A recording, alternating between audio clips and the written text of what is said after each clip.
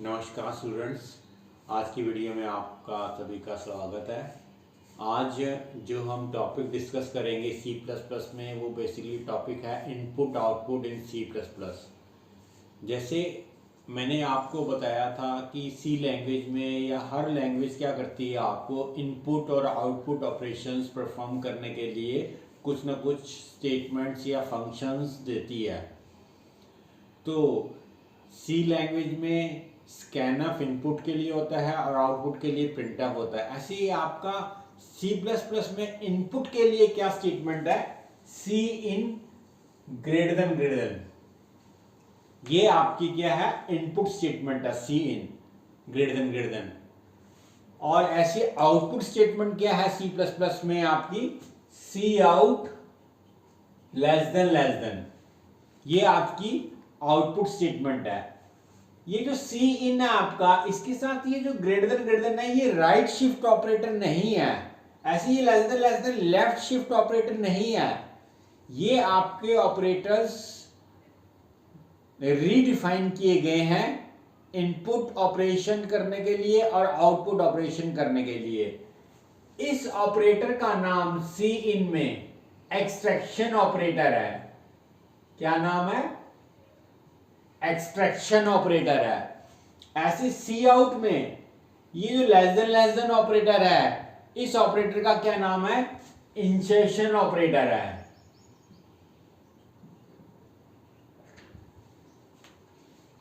सी इन का मतलब होता है कंसोल इनपुट, और ये ऑपरेटर क्या करेगा, जो राइट साइड में आपने वेरिएबल लिखा होगा उस वेरिएबल में वैल्यू को स्कैन करेगा।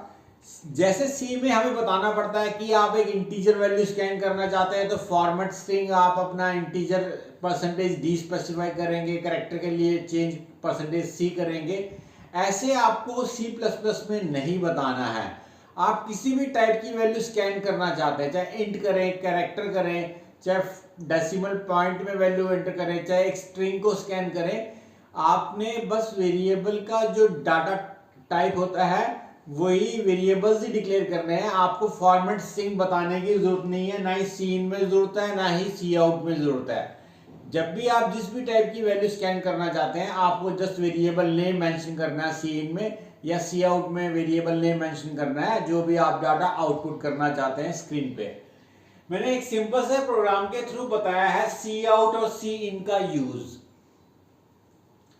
जब भी इन सी आउट को यूज करना है तो इनकी एक हेडर फाइल होती है, वो आपको इंक्लूड करनी पड़ेगी। वो हेडर फाइल कौन सी है?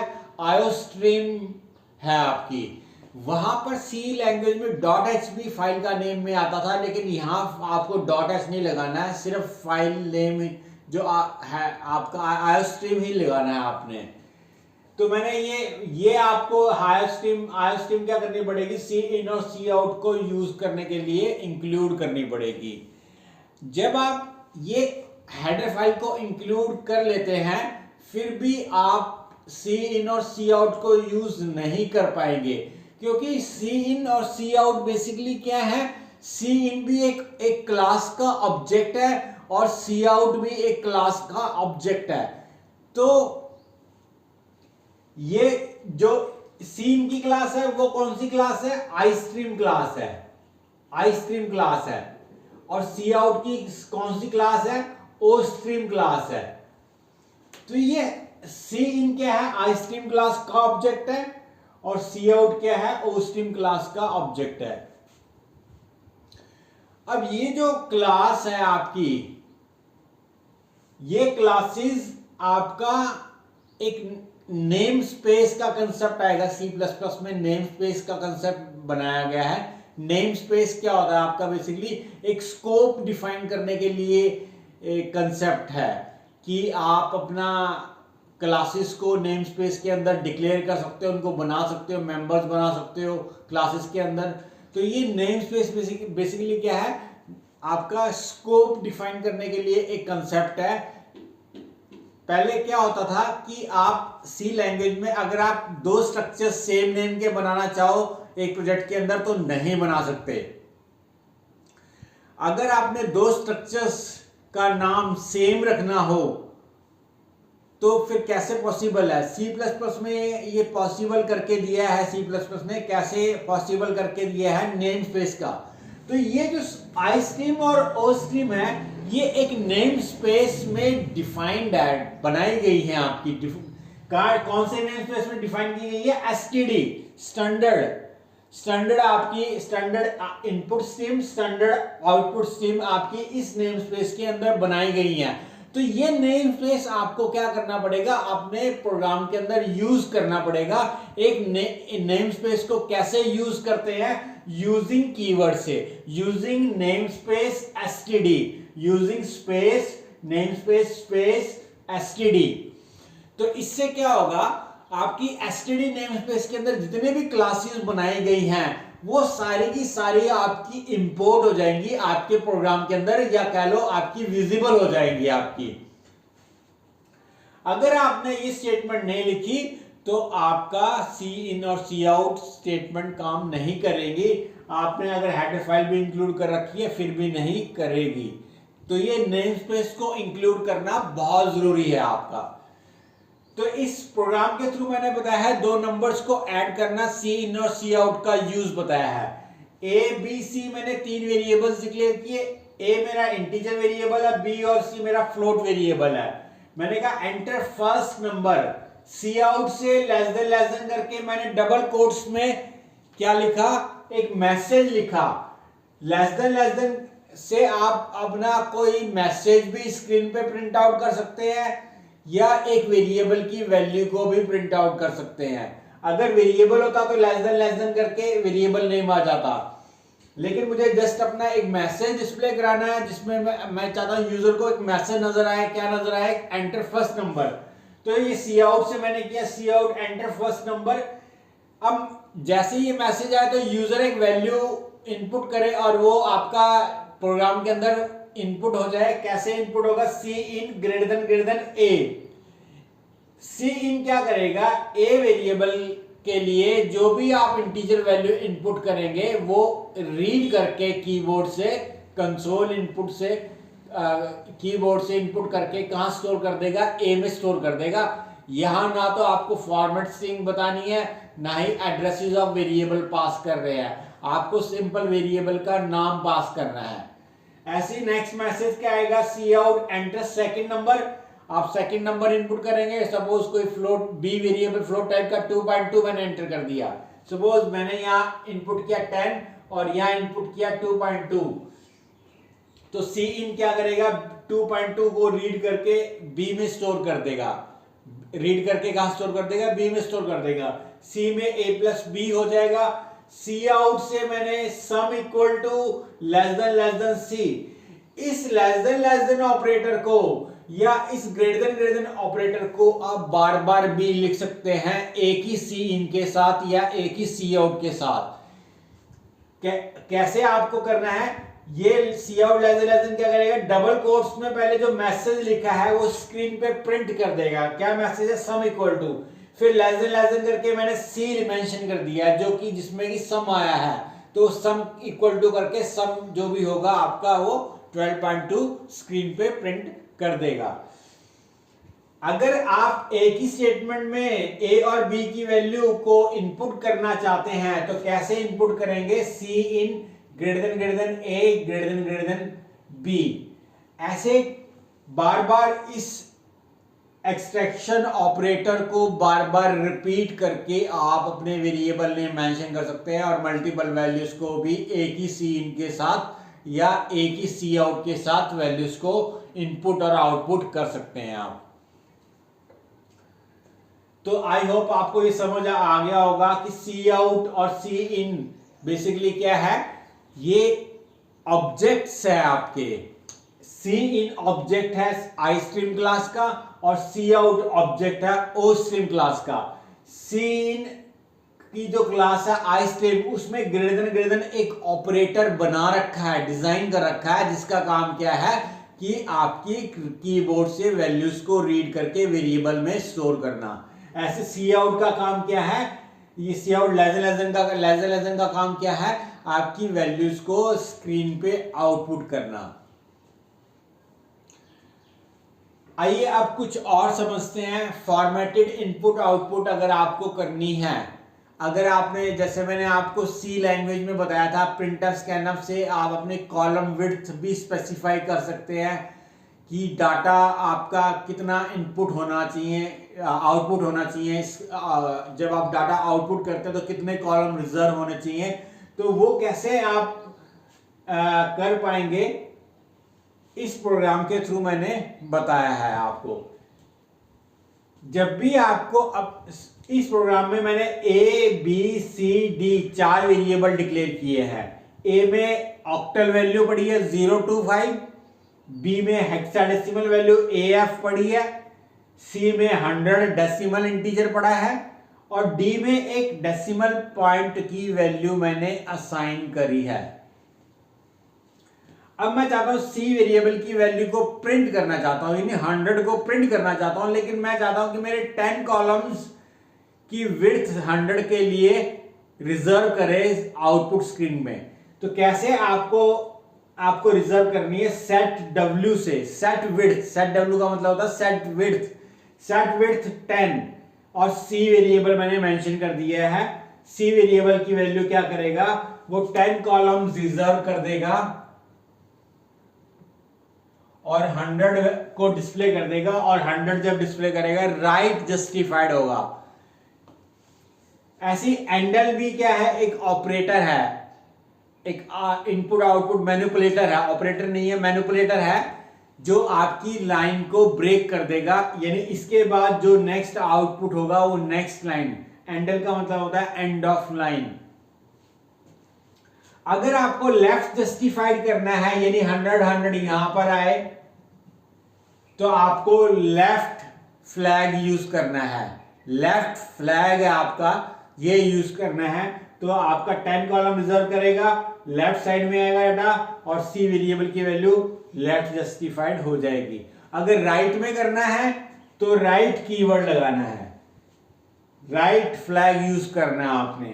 तो राइट में डिस्प्ले करेगा, 10 कॉलम रिजर्व करेगा, और बी वेरिएबल क्योंकि हेक्स है, हेक्साडेसिमल वैल्यू है, तो अगर आपको हेक्साडेसिमल फॉर्मेट में ही प्रिंट कराना है तो आप अपना हेक्स लिखेंगे। अगर आप ये हेक्स नहीं लिखेंगे तो वो डेसिमल में कन्वर्ट करके दिखा देगा, क्योंकि बाय डिफॉल्ट डेसिमल फ्लैग क्या होता है, अनेबल होता है। तो अगर आपको हेक्साडेसिमल वैल्यू को डिस्प्ले कराना है तो हेक्स फ्लैग यूज करना आपने। तो बी वेरिएबल की वैल्यू 10 कॉलम रिजर्व करते हुए राइट जस्टिफाइड वो क्या कर देगा, AF क्या कर देगा, प्रिंट कर देगा।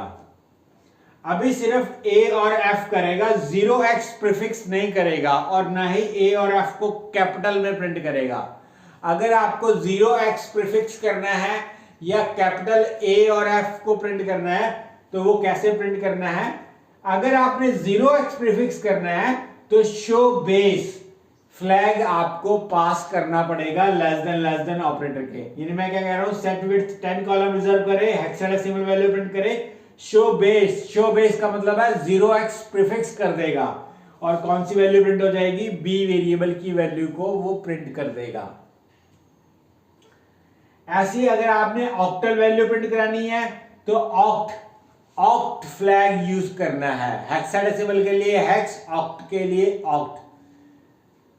शो बेस करेगा, यानी 0 प्रीफिक्स करेगा, कौन से वेरिएबल की वैल्यू प्रिंट करेगा, आपकी ए वेरिएबल की वैल्यू को ऑक्टल फॉर्म में वो प्रिंट कर देगा। 0 प्रीफिक्स करेगा क्योंकि शो बेस हमने फ्लैग यूज कर रखा है। ऐसे अगर आपने 0x सपोज ये 0x, ये अभी सारा स्मॉल में आएगा आपका, 0x भी स्मॉल में, x भी स्मॉल में आएगा, a और f भी स्मॉल में आएगा। अगर आपको अपर केस में कन्वर्ट करना है तो कैसे करना है, सेट 10 में 10 कॉलम रिजर्व करे, हेक्साडेसिमल प्रिंट करे, शो बेस प्रिंट करे, और अपर केस फ्लैग आपको पास करना पड़ेगा बी वेरिएबल की वैल्यू को प्रिंट करते वक्त। तो अब वो क्या करेगा, जब वो वैल्यूज प्रिंट करेगा तो 0x A कैपिटल F, अब वो कैपिटल लेटर में प्रिंट करेगा। अब नेक्स्ट है आपका फ्लोट वैल्यू, फ्लोट वैल्यू में क्या जनरली कंसेप्ट होता है, एक तो होता है कि मैं suppose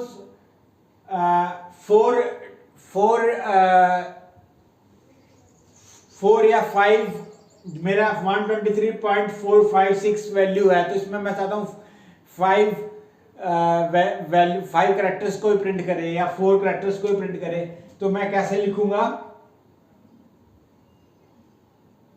set precision 5 less than D value, D variable की वैल्यू जब आप प्रिंट करेगा तो 123.4, ये इसको राउंड कर देगा 5, 123.5 प्रिंट करेगा। सेट प्रिसीजन क्या करता है कि आपके डेसिमल पॉइंट में जो फ्लोट वैल्यू है उसमें कितने कैरेक्टर्स को वो प्रिंट करेगा आपका। तो 5 क्या करेगा, 123.5 करेगा आपका। अगर मैं चाहता हूं डेसिमल पॉइंट के बाद 2 डिजिट्स तक ही वो कंसीडर करे, तो मुझे क्या पास करना पड़ेगा, फिक्स्ड फ्लैग पास करना पड़ेगा। Cout less than fixed less than set precision 2। अब ये 2 क्या डिनोट कर रहा है कि आपका डेसिमल पॉइंट के बाद कितने डिजिट्स को वो प्रिंट करे। तो अब वो वैल्यू क्या प्रिंट करेगा, 123.46 प्रिंट करेगा, राउंड करके प्रिंट करेगा आपका।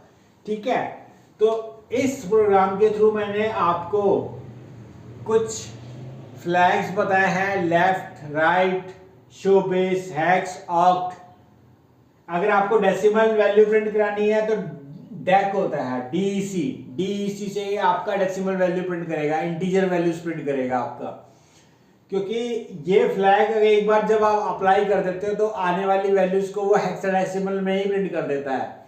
तो हेक्साडेसिमल में ना करे तो आपको क्या करना पड़ेगा, एक बार ही डेसिमल फ्लैग को अनेबल करना पड़ेगा, लेस देन में पास करना पड़ेगा आपको। तो इस प्रोग्राम के थ्रू मैंने आपको सेट W से आप कॉलम विड्थ रिजर्व करते हैं, और इन फ्लैग्स जो मैंने बताए हैं, इन फ्लैग्स से आप अपनी वेरिएबल्स की वैल्यूज को फॉर्मेट करते हैं।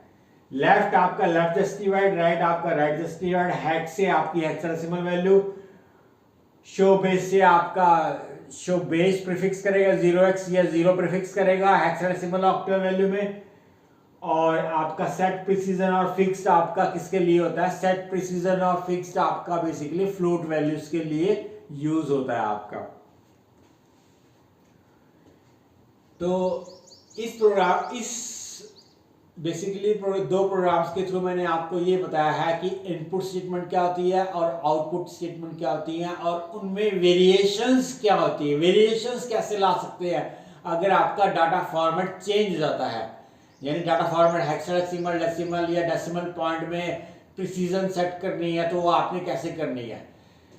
तो अब इससे नेक्स्ट टॉपिक आपका लूप्स है। तो आइए अब देखते हैं लूप्स इन C++।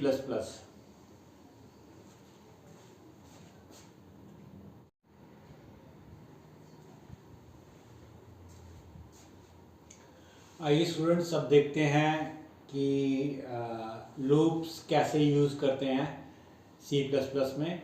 तो क्योंकि C++ लैंग्वेज से ही बनी है C++, तो C++ is basically superset of C।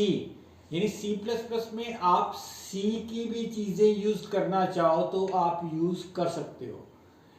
तो जैसे आपके लूप C लैंग्वेज में यूज होते हैं वैसे ही आपके C++ में यूज होते हैं। अगर आपने C लैंग्वेज में लूप्स कर रखे हैं तो आपको कोई दिक्कत नहीं होगी यहाँ समझने में। तो आपके कौन से लूप्स हैं अवेलेबल C++ में, वही 3 लूप्स जो C ने दिए हैं, फॉर, वाइल और do while. For, while, do while, ये 3 लूप्स हैं आपके। फॉर को, वाइल को और डू वाइल को एक सिंपल से प्रोग्राम के थ्रू मैंने इलस्ट्रेट करने की कोशिश करी है यहाँ पर। फॉर जब आप लूप यूज करते हैं तो कैसे यूज करते हैं, फॉर कीवर्ड आएगा, फिर ये पैरेंथेसिस आएंगे, ये start bracket, and bracket, parenthesis आएंगे आपके, और आपका इस ब्रैकेट्स के अंदर 3 स्टेटमेंट आएंगी, इनिशियलाइजेशन एक्सप्रेशन, टेस्ट कंडीशन और अपडेट स्टेटमेंट। इनिशियलाइजेशन एक्सप्रेशन में हम क्या करेंगे, एक वेरिएबल की वैल्यू को इनिशियलाइज करेंगे, स्टार्टिंग वैल्यू प्रोवाइड करेंगे। टेस्ट कंडीशन में क्या करेंगे, वैल्यू को चेक करेंगे कि कंडीशन मेरी ट्रू है या फॉल्स है। अगर कंडीशन ट्रू है तो लूप चलेगा, अगर कंडीशन फॉल्स है तो लूप नहीं चलेगा। और अपडेट स्टेटमेंट में क्या करेंगे, एक वेरिएबल की वैल्यू को चेंज करेंगे, यानी कि आपको वेरिएबल की वैल्यू भी चेंज करनी पड़ेगी 1 2 3 4 या 10 9 8 7 रिवर्स डायरेक्शन में या फॉरवर्ड डायरेक्शन में आपको वैल्यूज को चेंज करना पड़ता है। तो यहां पर i = 1 क्या कहते हैं इसको, इनिशियल एक्सप्रेशन,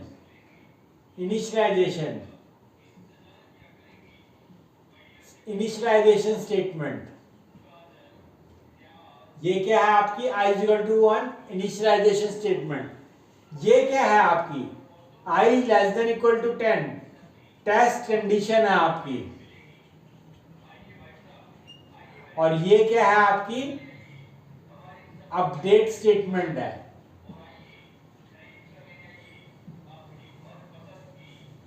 तो ये i = 1 इनिशियलाइजेशन स्टेटमेंट है, i <= 10 टेस्ट कंडीशन है, और प्लस i क्या है, मेरा अपडेट स्टेटमेंट है। अब इस प्रोग्राम के थ्रू मैंने क्या बताया कि 1 to 10 वैल्यूज को प्रिंट कैसे करना है आपने।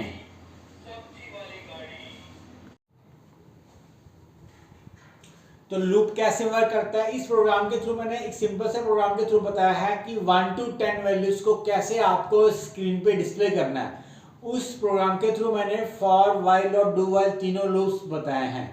फॉर लूप क्या करेगा, i = 1 पहले वेरिएबल को डिक्लेयर करेगा, वेरिएबल डिक्लेयर करने के बाद वो i = 1 पे जाएगा, i 1 हो जाएगा। 1 करने के बाद वो कंडीशन पे जाएगा, कंडीशन चेक करेगा कि ट्रू है या फॉल्स है। तो i की वैल्यू क्या है, अभी आपकी प्रेजेंट वैल्यू ऑफ i क्या है, आपकी 1 है। i की वैल्यू 1 < 10 होता है, बिल्कुल 1 < 10 होता है। अगर कंडीशन ट्रू है तो ये body of the loop, curly bracket क्या डिनोट कर रहे हैं, बॉडी ऑफ द लूप, उसमें जो स्टेटमेंट है वो एग्जीक्यूट होगी आपकी। स्टेटमेंट क्या कहती है, सी आउट i वेरिएबल की वैल्यू प्रिंट कर दे स्क्रीन पे। i की वैल्यू क्या है 1, तो आउटपुट में क्या आ गया 1। एंटर क्या कर देगा, लाइन चेंज कर देगा आपका। उसके बाद वो एंड ब्रैकेट पे जाएगा, एंड ब्रैकेट के बाद वो रोटेट करेगा अपडेट स्टेटमेंट के पास। अपडेट स्टेटमेंट क्या करेगी, ++i की वैल्यू को बाय बाय इंक्रीज कर दिया जाए तो कितनी वैल्यू हो जाएगी, 2 हो जाएगी।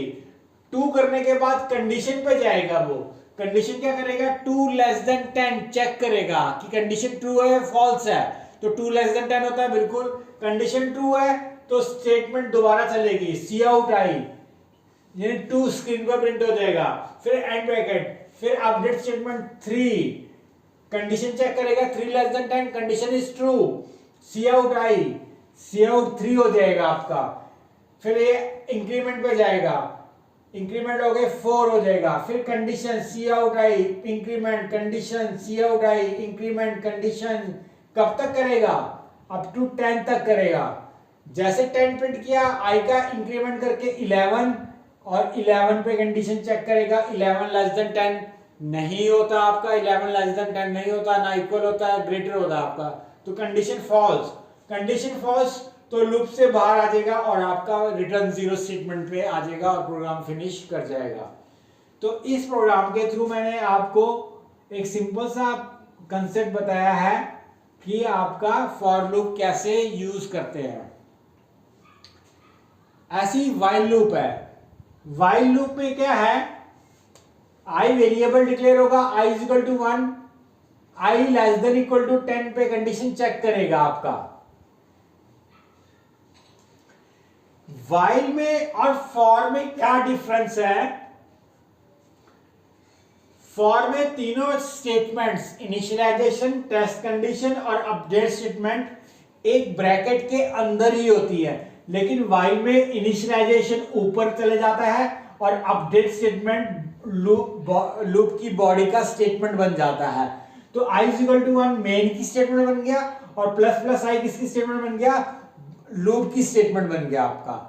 ये वर्क और सिर्फ कंडीशन कहाँ रह जाएगी, वाइल के ब्रैकेट के अंदर कंडीशन रह जाएगी। और ये काम कैसे करेगा, i इज इक्वल टू 1 होगा, 1 करने के बाद कंडीशन चेक करेगा, 1 लेस देन 10 होता है, बिल्कुल 10 से लेस होता है, सी आउट आई 1 प्रिंट कर देगा, इंक्रीमेंट करके 2 करने के बाद वो वापस रोटेट करेगा कंडीशन की तरफ, 2 पे कंडीशन चेक करेगा, 2 लेस देन 10 होता है, बिल्कुल 2 10 से लेस होता है, 2 प्रिंट कर देगा, इंक्रीमेंट 3, फिर condition check 3 less than 10, condition is true, C out I 3 print कर देगा, सी आउट इंक्रीमेंट 4 हो जाएगा आपका, ऐसे 10 तक करेगा और 10 वैल्यूज प्रिंट हो जाएंगी। और आपका 10 प्रिंट करने के बाद 11 पे कंडीशन क्या हो जाएगी आपकी, फॉल्स हो जाएगी आपकी, और लूप से बाहर आ जाएगी और प्रोग्राम आपका फिनिश कर जाएगा। तो आपने फॉर और व्हाइल में क्या डिफरेंस देखा कि जो इनिशियल स्टेटमेंट होती है और कंडीशन होती है और जो अपडेट स्टेटमेंट होती है वो आगे पीछे हो जाती है। ऐसे नेक्स्ट आपका डू व्हाइल है। डू व्हाइल में आपका क्या करेगा, वेरिएबल डिक्लेयर होगा, i इज इक्वल टू 1 होगा और डायरेक्टली लूप की स्टेटमेंट एंटर कर जाएगा लूप पे और उसकी स्टेटमेंट को एग्जीक्यूट कर देगा और सी आउट आई कर देगा। आई की वैल्यू क्या है 1, तो आउटपुट में फर्स्ट वैल्यू क्या आ जाएगी 1। आई का इंक्रीमेंट कितना हो जाएगा 2 और कंडीशन 2 पे चेक करेगा। तो पहली बार कंडीशन किस पे चेक हुई, 1 पे चेक नहीं हुई, 2 पे चेक हुई आपकी। तो 2 लेस देन 10 होता है, बिल्कुल 2 10 से लेस होता है। कंडीशन ट्रू है तो स्टेटमेंट की तरफ दोबारा रोटेट कर जाएगा और 2 प्रिंट हो जाएगा। आई का इंक्रीमेंट 3, फिर सी आउट 3 पे कंडीशन चेक करेगा, 3 लेस देन 10 होता है, कंडीशन इज ट्रू, 3 प्रिंट कर देगा। आई का इंक्रीमेंट 4 पे कंडीशन चेक करेगा, 4 लेस देन 10 होता है, 4 प्रिंट, ऐसे 10 वैल्यूज प्रिंट करेगा। जब 11 हो जाएगा इंक्रीमेंट होके 11 पे कंडीशन फॉल्स हो जाएगी और लूप से आप बाहर आ जाओगे आप। यानी डू वाइल में और वाइल में इनिशियल स्टेटमेंट, इंक्रीमेंट और कंडीशन क्या होती हैं, थोड़ी आगे पीछे हो जाती हैं। फॉर में और वाइल और डू वाइल में क्या डिफरेंस है कि ये जो इनिशियल एक्सप्रेशन है, कंडीशन है, अपडेट स्टेटमेंट है, ये आगे पीछे हो जाती है। वाइल में और डू वाइल में क्या डिफरेंस है, वाइल में कंडीशन पहले इवैल्यूएट करता है और फिर बॉडी ऑफ द लूप चलती है, लेकिन डू वाइल में पहले बॉडी ऑफ द लूप चलती है फिर कंडीशन चेक होती है। अगर मैं आई की स्टार्टिंग वैल्यू यहाँ 11 कर देता हूं तो यहाँ पे एक आउटपुट आएगा, यानी 11 है तो 11 प्रिंट करेगा, वो एक प्रिंट करेगा। 11 प्रिंट करने के बाद 12 पे कंडीशन क्या हो जाएगी, फॉल्स हो जाएगी। लेकिन अगर यहां से मैं 11 से स्टार्ट करूंगा तो 11 स्टार्टिंग पे कंडीशन फॉल्स हो जाएगी, वो लूप के अंदर एंटर नहीं करेगा आपका। ऐसे सेम यहाँ पे भी अगर मैं 11 कर दूंगा तो यहाँ पे भी कंडीशन स्टार्टिंग में चेक होगी तो लूप नहीं चलेगा फॉर में भी। तो फॉर और वाइल में स्टार्टिंग में कंडीशन चेक होती है और डू वाइल में आपका कंडीशन एक बारी body of the loop execute करने के बाद चेक करता है आपका। आप कैसे डिसाइड करते हैं, आप कैसे डिसाइड करेंगे कि मुझे यहाँ फॉर लूप यूज करना है या वाइल करना है या डू वाइल करना है, जब काउंटिंग का कंसेप्ट आए आपका। काउंटिंग का कंसेप्ट जैसे 1 to 10, 10 to 1, 1 to 20, 1 to 100, 10 to 1, जब काउंटिंग का कंसेप्ट है, चाहे फॉरवर्ड डायरेक्शन है चाहे रिवर्स डायरेक्शन है, तो आपको फॉर लूप यूज करना है। जब भी आपका कोई काउंटर चलेगा तो आपको फॉर लूप यूज करना है। जब काउंटिंग का कंसेप्ट नहीं होता, for example do you want to continue, user के इनपुट पे यस और नो का कंसेप्ट आए, जब do you want to continue yes और नो, यस प्रेस करेंगे तो लूप चलेगा और एंड प्रेस कर देंगे तो आप लूप से बाहर आ जाएंगे। तो जब यस नो का कंसेप्ट होता है तो वाइल और डू वाइल प्रेफर किया जाता है, क्योंकि यस नो वाले कंसेप्ट में आपको नहीं पता कि यूजर कितनी बार वाई प्रेस करेगा, यस प्रेस करेगा। वो एक बार भी कर सकता है, 2 बार भी कर सकता है, 3 बार भी कर सकता है, 10 बार भी कर सकता है। तो जब आपको इनडेफिनेट होता है कि आपको पता नहीं होता कि लूप कितनी बार चलेगा, तो आप वाइल और डू वाइल को प्रेफर करते हैं। जब डेफिनेट होता है, जब 1 to 10 जाना है, 1 to 100 जाना है, जब काउंटर का कंसेप्ट चलेगा तो आपको फॉर यूज करना है। और जब यस नो का concept, do you want to continue, yes और नो, तो आपको व्हाइल और डू व्हाइल। और व्हाइल और डू व्हाइल में भी कैसे डिफरेंशिएट करना है कि यहाँ व्हाइल करना है या डू व्हाइल करना है। जब कंडीशन स्टार्टिंग में चेक करानी है तो व्हाइल, और अगर आपको कंडीशन बाद में चेक करानी है तो आप डू व्हाइल यूज करेंगे। तो ये तीनों लूप्स हैं आपके, सिंपल, फॉर, व्हाइल और डू व्हाइल। तो आई होप आपको ये तीनों लूप समझ आ गए होंगे। इसमें कोई इतना मुश्किल रॉकेट साइंस नहीं है, आपका सिंपल से तीनों लूप्स हैं। आइए अब देखते हैं नेक्स्ट टॉपिक, डिसीजन स्टेटमेंट और switch case choice statement.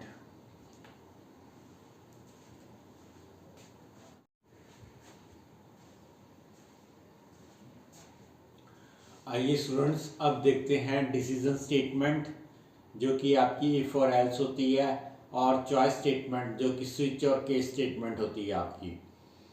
Decision statement basically आपकी इफ और एल्स है। तो इस सिंपल से प्रोग्राम के अंदर मैंने एक आपको डिसीजन स्टेटमेंट इफ और एल्स का वर्किंग बताया है, क्या सिंटैक्स है, कैसे वर्क करता है वो बताया है। ये प्रोग्राम क्या कर रहा है, फर्स्ट प्रोग्राम आपका दो वैल्यूज में से ग्रेटर वैल्यू फाइंड आउट कर रहा है। जैसे सपोज आपने दो वैल्यूज इनपुट करी और आपको बस ये चेक करना है उसमें से ग्रेटर वैल्यू कौन सी है। सो यहाँ पे मैंने पहले क्या किया, तीन वेरिएबल्स बनाए, ए बी सी, तीन वेरिएबल्स हैं। मैंने दो नंबर इनपुट कराए, enter two numbers, C in A C in B, यानी ए और बी में दो वैल्यूज, आप दो इंटीजर वैल्यूज इनपुट करेंगे, कोई भी दो वैल्यूज हो सकती हैं। ये आगे कैसे चेक करना है हमें, ये दोनों वैल्यू में से कैसे कौन सी वैल्यू ग्रेटर है, इफ और एल्स। ये आपका इफ है। इफ में क्या होगा, आपका कंडीशन आएगी, आपकी लॉजिकल एक्सप्रेशन आएगी इफ के अंदर, if A is greater than B.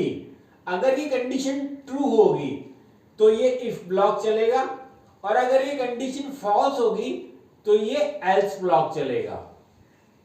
यानी अगर ये कंडीशन ट्रू है तो इफ ब्लॉक एग्जीक्यूट होगा, और अगर ये कंडीशन फॉल्स है तो एल्स में जो स्टेटमेंट लिखी है वो एग्जीक्यूट होंगी। दोनों में से एक ही स्टेटमेंट चलेगी, या तो इफ ब्लॉक चलेगा या एल्स ब्लॉक चलेगा। सपोज मैंने वैल्यूज इनपुट किए 10 एंड 20। सो ए में 10 है, बी में 20 है। 10 20 से ग्रेटर होता है, नहीं होता आपका, तो इस इफ में नहीं जाएगा, एल्स में जाएगा। सी में बी आ जाएगा, बी कितना है आपका 20, तो सी में क्या है आपका, सी में क्या आ जाएगा 20 आ जाएगा आपका, और 20 आपका 10 और 20 में से ग्रेटर है। और आपका फिर सी आउट क्या करेगा, मैक्सिमम वैल्यू सी को उसको स्क्रीन पे आउटपुट कर देगा, और रिटर्न 0 से आपका प्रोग्राम फिनिश कर जाएगा। इफ और एल्स में आपका लूपिंग कंसेप्ट नहीं होता है, बार बार स्टेटमेंट एग्जीक्यूट होने का कंसेप्ट नहीं है। इफ और एल्स में ये सिर्फ दो, अगर आपके पास, कई बार आपको क्या होता है प्रोग्रामिंग करते वक्त डिसीजन लेने पड़ते हैं, अगर ये कंडीशन ट्रू होती तो मुझे ये काम करना है, और अगर ये फॉल्स होती तो मुझे कुछ और काम करना है। तो जब भी आपको आपको डिसीजन लेने पड़ते हैं तो आप इफ और एल्स यूज करते हैं। डिसीजन इफ और एल्स बिल्कुल वैसे ही है जैसे आपके फ्लो चार्ट में डिसीजन बॉक्स होता है आपका, जिसमें आप कंडीशंस को चेक करते हैं, is A greater than B, if yes तो यस वाला पाथ फॉलो होता है, अदरवाइज नो वाला पाथ। दोनों में से एक ही पाथ फॉलो होता है। यस, अगर एक कंडीशन ट्रू होगी तो यस वाला पाथ फॉलो होगा, और ये फॉल्स होगी तो नो वाला पाथ फॉलो होगा आपका।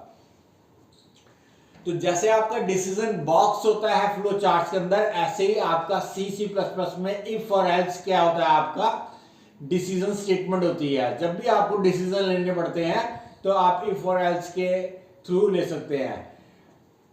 अभी इफ के अंदर एक simple statement, single line statement है, इसमें मल्टीपल स्टेटमेंट भी आ सकती है, या इफ के अंदर लूप भी आ सकता है, या ये इफ और एल्स एक लूप के अंदर भी आ सकता है।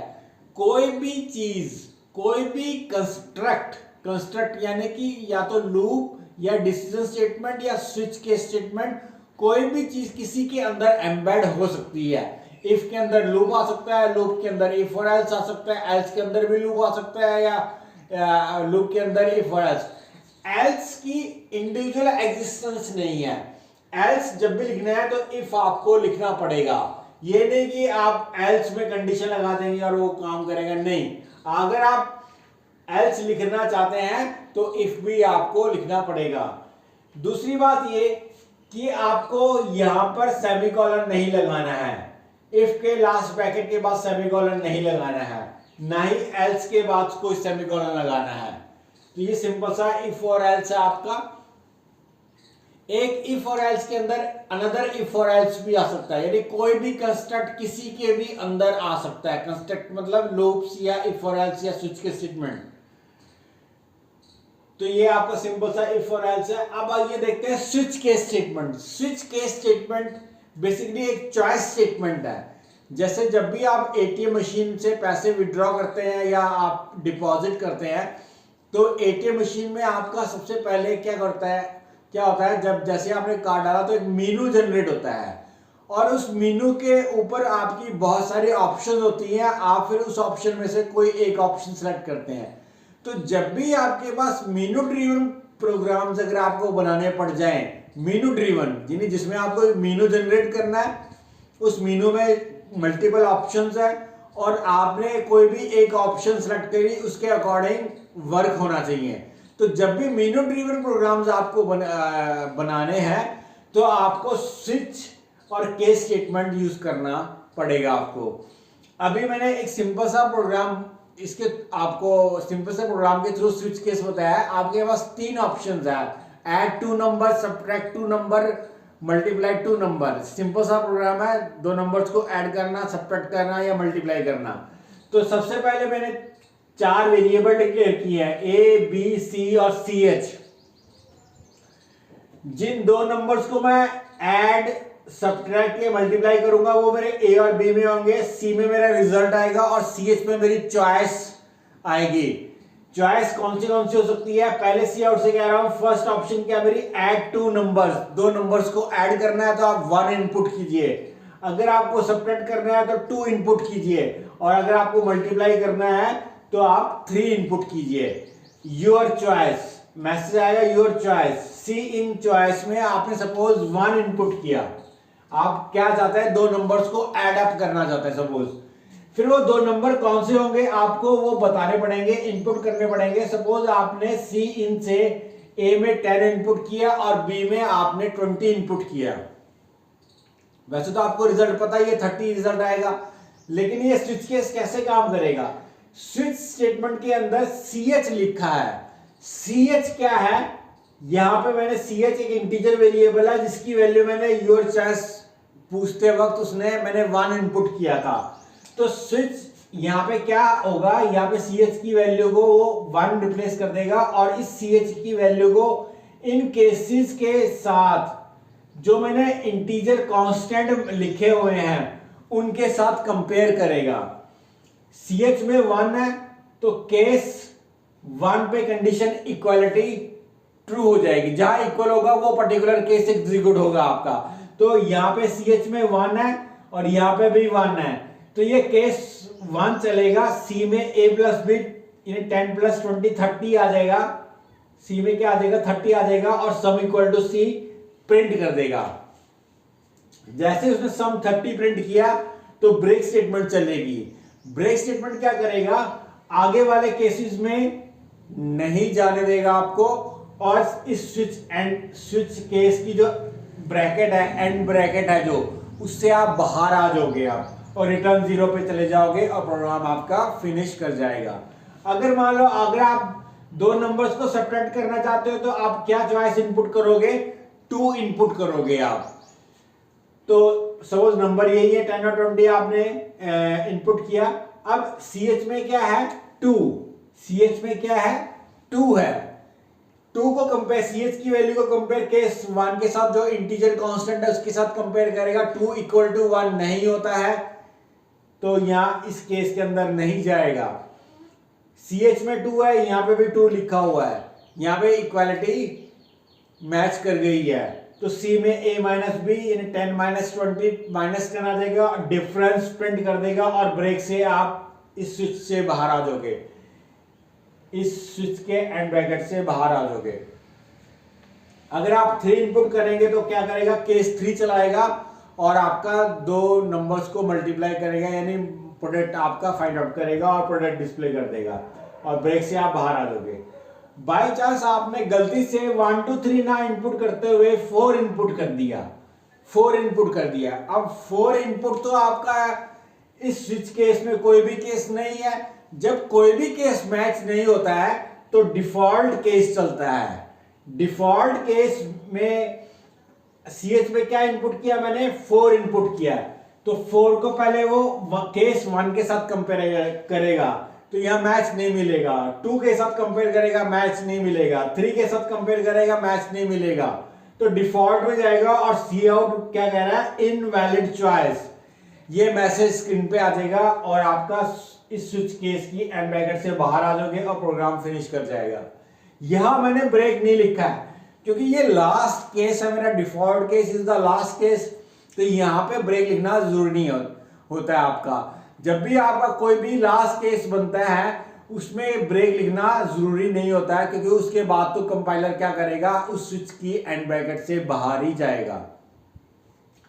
दूसरी चीज ये कि यहां पे CH और ये जो केस के आगे कांस्टेंट लिखे हुए 1 2 3, यहां पे इक्वालिटी चेक होती है, less than greater than not equality check नहीं होती है। सिर्फ इक्वालिटी चेक करने होने पे ही वो पर्टिकुलर केस एग्जीक्यूट होगा आपका, ठीक है। ऐसे ही केस के आगे जो कि इंटीजर कांस्टेंट लिखे हुए हैं, ये या तो इंटीजर कांस्टेंट हो सकते हैं C++ में या करैक्टर कांस्टेंट हो सकते हैं। करैक्टर मतलब जैसे आपकी चॉइस ABC में भी आप इनपुट कर सकते हो कि अगर आपको ऐड करना है तो A इनपुट कीजिए, डिफरेंस निकालना है तो B इनपुट कीजिए, मल्टीप्लाई करना है तो C इनपुट कीजिए। वैसे भी ये बन सकता है प्रोग्राम, यानी या तो ये इंटीजर कांस्टेंट हो सकता है या फिर ये एक करैक्टर कांस्टेंट हो सकता है। स्ट्रिंग कांस्टेंट या फ्लोटिंग पॉइंट कांस्टेंट नहीं हो सकता आपका यहां पर। दूसरी चीज ये, यहां पे हर केस में लास्ट में ब्रेक लिखा है, लास्ट में मैंने ब्रेक लिखा है। सपोज मैंने ब्रेक केस 1 से हटा दिया, तो अगर मैं सपोज इनपुट चॉइस 1 करता हूं, यहां पे मैंने 1 कर दिया और 10 और 20 इनपुट कर दिया, यहां पे CH में 1 है, 1 इक्वालिटी चेक करेगा तो केस 1 कंडीशन ट्रू हो जाएगी, प्लस कर देगा, sum equal to sum 30 display कर देगा। अब क्योंकि इसमें ब्रेक नहीं है तो वो आगे वाले केस में ड्रॉप कर जाएगा। ब्रेक होता तो वो बाहर आ जाता, लेकिन ब्रेक ना मिलने के कारण वो आगे वाले केस में ड्रॉप कर जाएगा। आप कहोगे यहाँ पर तो 2 लिखा हुआ है, सिर्फ जो इक्वालिटी होती है फर्स्ट टाइम चेक होती है। एक बार केस में एंटर करने के बाद, एक पर्टिकुलर केस में एंटर करने के बाद आगे इक्वालिटी चेक नहीं होगी अगर ब्रेक स्टेटमेंट नहीं लगाई है। तो आपने ब्रेक स्टेटमेंट नहीं लगाई है तो केस 2 में भी जाएगा, माइनस भी कर देगा, डिफरेंस भी प्रिंट कर देगा, और ब्रेक है तो बाहर आ जाएगा, और अगर यहां पे भी ब्रेक नहीं लगाया तो मल्टीप्लाई भी कर देगा। कई बार क्या होता है कि हमें ब्रेक इंटेंशनली हटाना पड़ता है क्योंकि हम चाहते हैं 2 ऑप्शंस के साथ एक ही काम हो। तो जब आपको 2 इनपुट ऑप्शन के साथ एक ही काम कराना है तो आपको ब्रेक स्टेटमेंट वहां से हटा देनी है। ऐसे ही आपका एक कंटिन्यू स्टेटमेंट होता है, एक कंटिन्यू स्टेटमेंट होता है। कंटिन्यू आपका स्विच केस में यूज नहीं होता है, आपका वो लूप्स में यूज होता है। एक आपने ब्रेक का यूज देखा स्विच केस के अंदर, एक ब्रेक का यूज लूप्स के अंदर भी है, तो वो आपको मैं अभी थोड़ी देर में बताऊंगा। तो आई होप आपको ये इफ और एल्स और स्विच और केस आपको समझ आ गया होगा।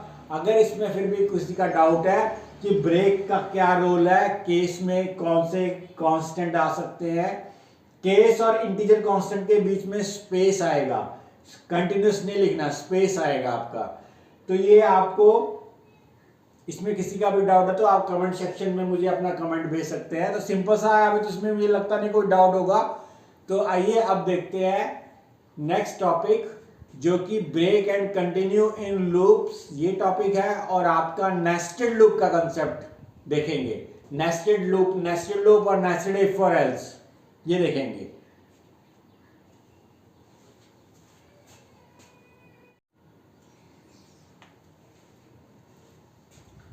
आइए स्टूडेंट्स, अब देखते हैं ब्रेक और कंटिन्यू स्टेटमेंट और नेस्टेड लूप का कंसेप्ट। सबसे पहले देखते हैं ब्रेक और कंटिन्यू। ब्रेक का एक रोल आपने देखा लास्ट टाइम, अभी इससे पहले, कि ब्रेक स्विच केस में, एक पर्टिकुलर केस में लास्ट स्टेटमेंट बनती है और उस पर्टिकुलर केस के एग्जीक्यूट करने के बाद स्विच से बाहर लाने में आपको हेल्प करती है। एक ब्रेक का रोल है लूप्स के अंदर भी। अगर आप लूप के अंदर ब्रेक लिख देंगे, जैसे ही लूप के अंदर ब्रेक स्टेटमेंट चलेगी तो आप उस लूप की बॉडी को एग्जीक्यूट नहीं करेंगे और बाहर आ जाएंगे लूप से आप, यानी to exit from the loop prematurely. वैसे तो आपको पता है लूप कब तक चलता है, जब तक उसकी कंडीशन ट्रू है तब तक वो चलता है। जैसे कंडीशन फॉल्स होगी लूप की, तब लूप से बाहर आ जाओगे आप। लेकिन कई बार क्या होता है कि लूप की कंडीशन ट्रू है, लेकिन एक पर्टिकुलर कंडीशन मैट होने के बाद आपको उस लूप से बाहर आना है, तो प्रीमैच्योरली अगर आपको पहले ही बाहर आना है, लूप की कंडीशन ट्रू है फिर भी बाहर आना है, तो आप ब्रेक स्टेटमेंट को यूज कर सकते हैं। तो फॉर एग्जांपल, जैसे इस प्रोग्राम के अंदर मैंने फॉर के अंदर, फॉर मेरा क्या कर रहा है, 1 to 10 चल रहा है, i++ कर रहा है, यानी 1 to 10 प्रिंट करने का फॉर लूप लिखा है मैंने। लेकिन मैंने इस फॉर की स्टार्ट और एंड ब्रैकेट के अंदर एक इफ ब्लॉक लिख दिया है, ये इफ ब्लॉक लिख दिया, और एक ये सी आउट स्टेटमेंट लिख दी है। तो इफ में मैंने क्या लिखा है, इफ i = 6 तो ब्रेक चले, और इफ के ब्लॉक में मैंने क्या लिखा है, सिर्फ ब्रेक स्टेटमेंट लिखी है। और सी आउट एल्स मैंने लिखा है, मैंने सी आउट इफ ब्लॉक के बाहर लिखा है।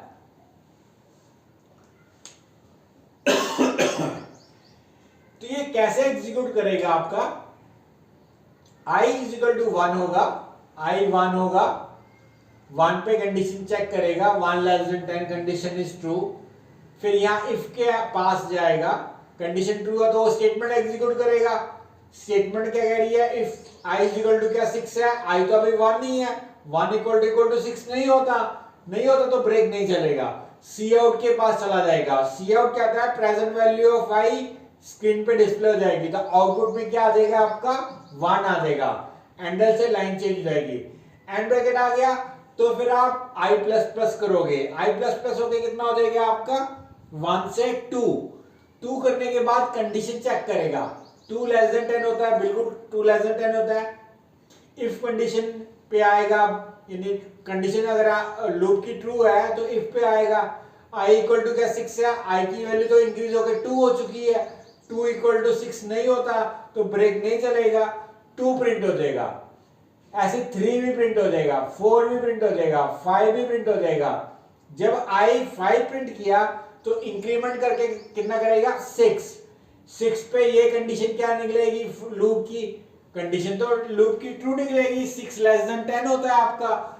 इफ कंडीशन भी क्या निकलेगी, ट्रू निकलेगी, क्योंकि i में 6 है और इक्वल टू 6 ही लिखा हुआ है यहाँ पे, तो ब्रेक चलेगा। ब्रेक क्या करेगा, just exit the loop and continue with the next statement after the loop, यानी आप इस लूप से बाहर आ जाओगे और इस लूप, फर्स्ट लूप के बाद अगर कोई स्टेटमेंट है तो वो चलेंगी आपकी। तो ब्रेक आपका कंट्रोल आपका कंपाइलर का कहां पर ला देता है, उस लूप की एंड ब्रैकेट से बाहर लेके आ जाता है आपको, ठीक है। कई बार कंफ्यूजन ये होती है कि ये इफ ब्लॉक से ही बाहर लेके आएगा और सी आउट आई पे चला जाएगा, नहीं, इफ ब्लॉक से तो बाहर आओगे ही आओगे, प्लस इस फॉर की जो ब्लॉक है, फॉर लूप की जो बॉडी है, ब्लॉक है, इससे भी बाहर आ जाओगे, इफ से भी बाहर आओगे और फॉर लूप से भी बाहर आओगे आप। तो यहां पे कितनी आउटपुट आई, सिर्फ 1 to 5 ही आउटपुट आई, 6 पे क्या हो गया, लूप टर्मिनेट कर गया। हालांकि लूप की कंडीशन तो ट्रू है, लेकिन इफ कंडीशन ट्रू होने के कारण ब्रेक स्टेटमेंट चल गई और ब्रेक ने क्या कर दिया, लूप को एग्जिट कर दिया। तो जब आपको अपने प्रोग्राम्स के अंदर, लूप्स के अंदर आपको अपने कंडीशन लूप की ट्रू होने के बावजूद आपको अपना लूप से पहले ही एग्जिट करना होता है, तो आप ब्रेक स्टेटमेंट को यूज करते हैं। नेक्स्ट मैंने लूप के अंदर कंटिन्यू स्टेटमेंट बताई है। कंटिन्यू स्टेटमेंट क्या करेगी आपकी, आई 1 होगा, 1 पे कंडीशन ट्रू होगी, कंडीशन 1 लेस देन ट्रू है, 1 लेस देन 10 ट्रू है। इफ कंडीशन 1 पे क्या रहेगी, फॉल्स, तो कंटिन्यूटी चलेगा, सी आउट 1 प्रिंट कर देगा। ऐसे इंक्रीमेंट 2 पे कंडीशन लूप की true, if condition false 2 print कर देगा, 3 प्रिंट कर देगा, 4 प्रिंट कर देगा, 5 प्रिंट कर देगा। अब आई का इंक्रीमेंट 5 प्रिंट करने के बाद इंक्रीमेंट सपोज 6 हो गया, 6 पे कंडीशन क्या है लूप की, कंडीशन तो ट्रू है लूप की आपकी। इफ कंडीशन भी क्या हो जाएगी, ट्रू हो जाएगी, 6 इक्वल टू 6 होता है, ट्रू होगी तो कंटिन्यू स्टेटमेंट चलेगा। कंटिन्यू क्या करेगा, just skip the further statements, जो आपकी आगे वाली स्टेटमेंट फर्दर स्टेटमेंट लिखी है उनको स्किप कर देगा, चाहे 1 लिखी है चाहे 10 लिखी है, सारों को स्किप कर देगा। और कंपाइलर का कंट्रोल कहां शिफ्ट कर देगा, आई प्लस प्लस पे शिफ्ट कर देगा। और आई की वैल्यू कितनी है, 6 से कितनी हो जाएगी, 7 पे कंडीशन लूप की क्या रहेगी, ट्रू, 7 लेस देन 10 होता है। इफ की कंडीशन 7 पे क्या रहेगी, फॉल्स, 7 इक्वल टू 6 नहीं होता, 7 प्रिंट हो जाएगा, 8 प्रिंट हो जाएगा, 9 हो जाएगा, 10 हो जाएगा। तो कहने का मतलब ये सिर्फ एक स्पेसिफिक वैल्यू प्रिंट नहीं होगी, कौन सी वैल्यू प्रिंट नहीं होगी, 10 प्रिंट 6 प्रिंट नहीं होगी आपकी, 1 to 10 सारी वैल्यूज प्रिंट होगी, सिर्फ कौन सी प्रिंट नहीं होगी, 6 प्रिंट नहीं होगी आपकी। यानी कई बार कई सिचुएशंस ऐसी आती हैं कि एक पर्टिकुलर कंडीशन के लिए आपको अपना logic of the loop skip कराना है। अगर एक पर्टिकुलर कंडीशन पे आपको बाहर नहीं आना है, एक पर्टिकुलर कंडीशन पे आपने सिर्फ लॉजिक आगे वाली स्टेटमेंट को लॉजिक को स्किप कराना है, तो आप फिर कंटिन्यू स्टेटमेंट लिखेंगे, ब्रेक स्टेटमेंट नहीं लिखेंगे। तो ब्रेक स्टेटमेंट क्या करता है, टर्मिनेट द लूप, यानी ब्रेक क्या करेगा, लूप को टर्मिनेट करेगा, और कंटिन्यू क्या करेगा, skip the further statements of the loop, जो आपकी आगे वाली कंटिन्यू के आगे वाली स्टेटमेंट है उनको स्किप कर देगा और लूप के इंक्रीमेंट या डिक्रीमेंट पे जाके कंडीशन चेक करेगा। तो आई होप आपको ब्रेक और कंटिन्यू का वर्किंग समझ आ गया है। लूप्स के अंदर ऐसी वाइल में बिहेव करेगा, ऐसी डू वाइल में बिहेव करेगा। तो वाइल और डू वाइल का सिंपल है, कोई मुश्किल नहीं है। वाइल में भी जैसे ही ब्रेक स्टेटमेंट चलेगी तो लूप से बाहर आ जाओगे, कंटिन्यू चलेगा तो आप कंडीशन पे डायरेक्टली शिफ्ट कर जाओगे, इंक्रीमेंट पे नहीं जाएगा आपका। फॉर एग्जांपल आपने सपोज ये लिखा वाइल लूप,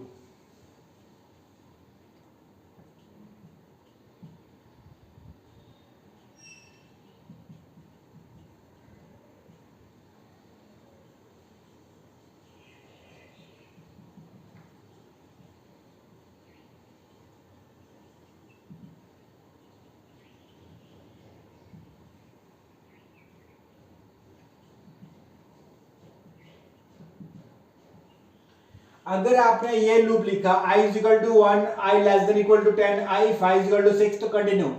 अब यहाँ पे 1 to 5 तो वैल्यूज प्रिंट हो जाएंगी आपकी स्क्रीन पे, लेकिन जैसे इंक्रीमेंट 6 होगा, 6 पे लूप की कंडीशन ट्रू, इफ कंडीशन पे ट्रू, तो कंटिन्यू चलेगा।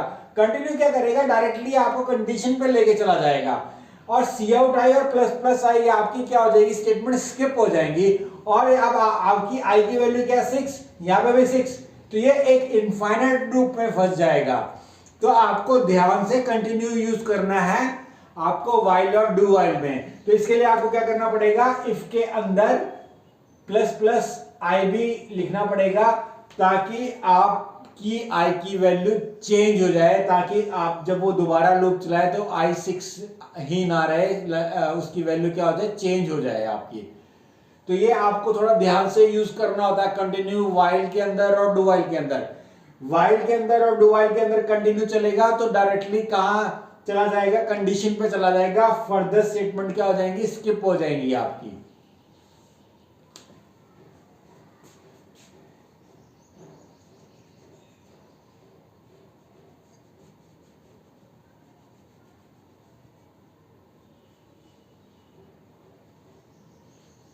अब आइए देखते हैं next topic, nested loop.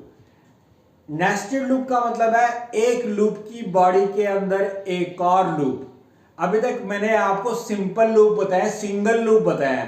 Single loop का मतलब एक अकेला लूप ही लिखा है और उसमें स्टेटमेंट लिखी है। लेकिन आप एक लूप के अंदर एक और लूप भी आप एनक्लोज कर सकते हो। तो फॉर एग्जांपल इस एग्जांपल में मैंने नेस्टेड फॉर के अंदर फॉर है। आपको पता है कि जब भी आप फॉर लूप या कोई भी लूप यूज करते हैं या इफ एल्स लिखते हैं या स्विच केस लिखते हैं तो आप अपनी ब्रैकेट्स लगाते हैं।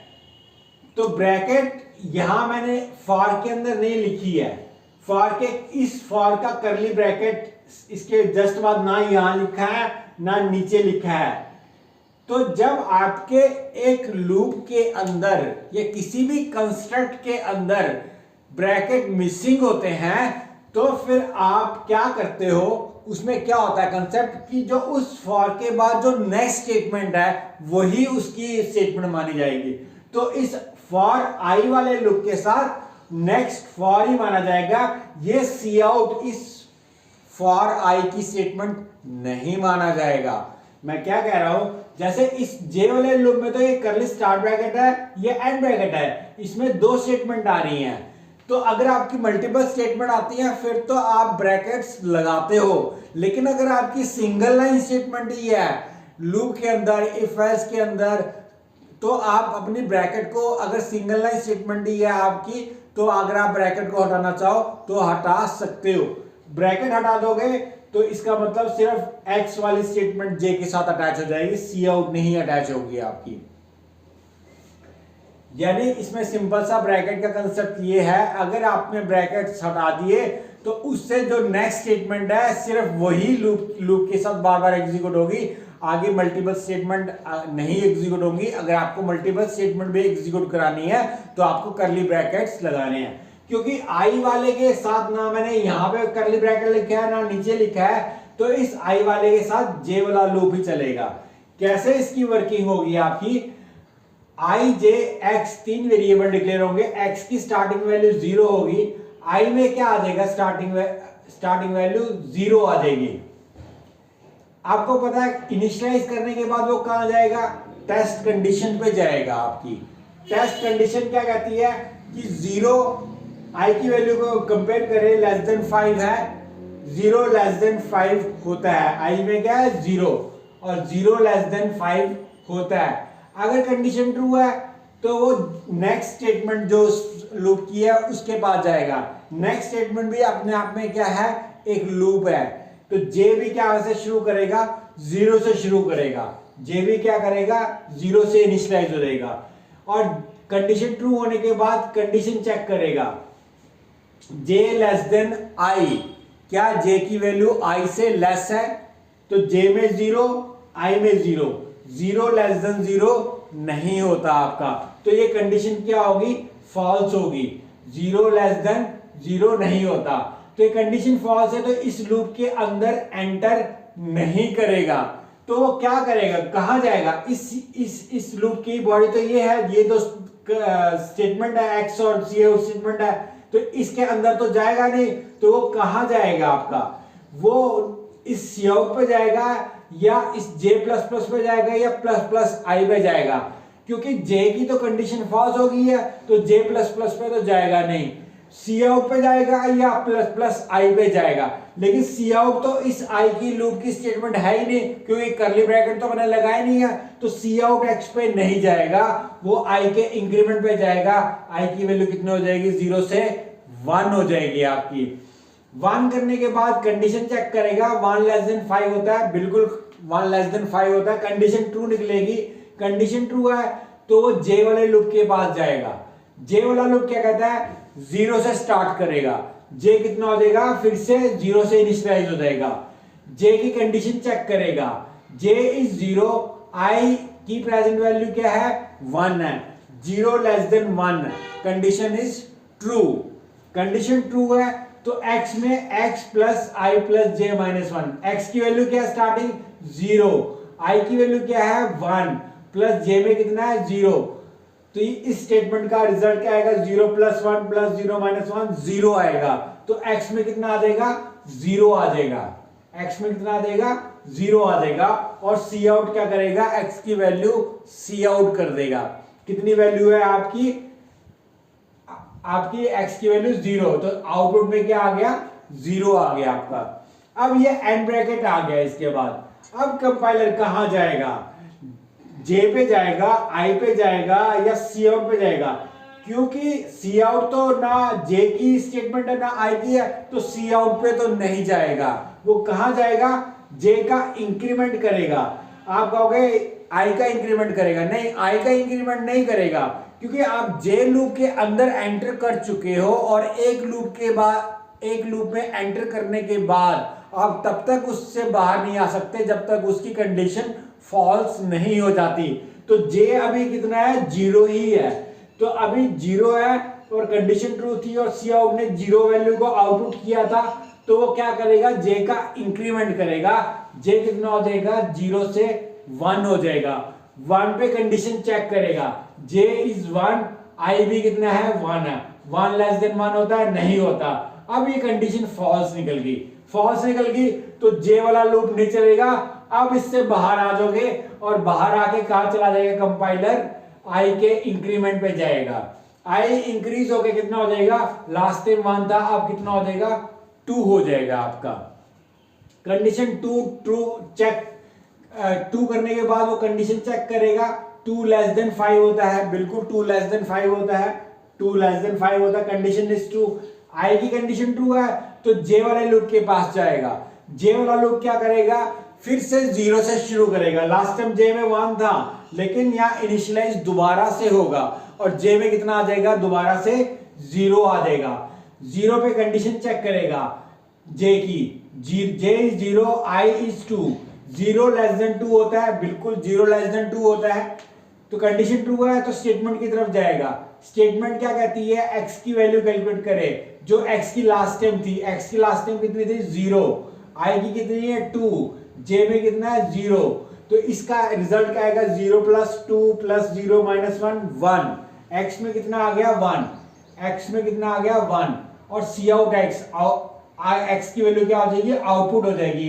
कितनी x की वैल्यू 1 है, तो आउटपुट में क्या आ जाएगा 1 आ जाएगा आपका।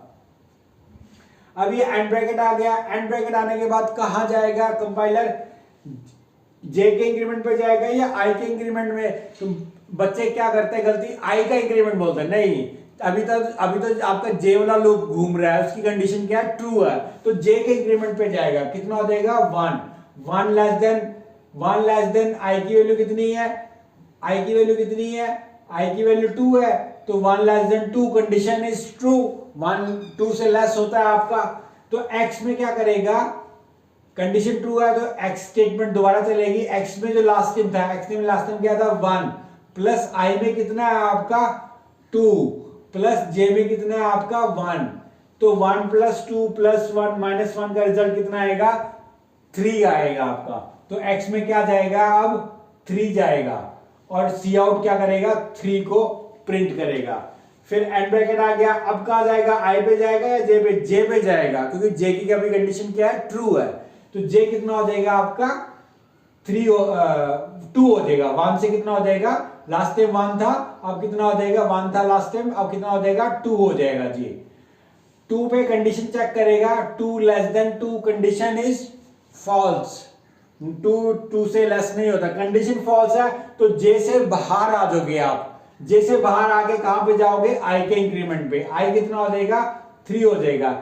ऐसे ही अब I इक्वल टू 3 के लिए J दोबारा से 0 से 0 1 2 के लिए चलेगा और x की वैल्यू कैलकुलेट करेगा और सी आउट करेगा, और सी आउट करने के बाद J 3 पे कंडीशन क्या हो जाएगी, फॉल्स हो जाएगी।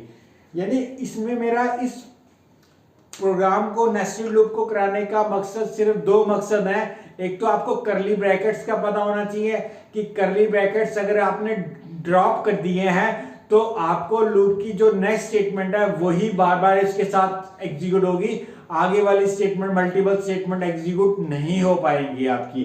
तो I के साथ सिर्फ J वाला लूप ही चलेगा। आप कहोगे ये 2 स्टेटमेंट है, X वाली और सी आउट, ये तो J की स्टेटमेंट है, तो ये सिंगल लूप J आपका I के साथ क्या हो जाएगा, I वाले लूप के साथ क्या हो जाएगा, अटैच हो जाएगा।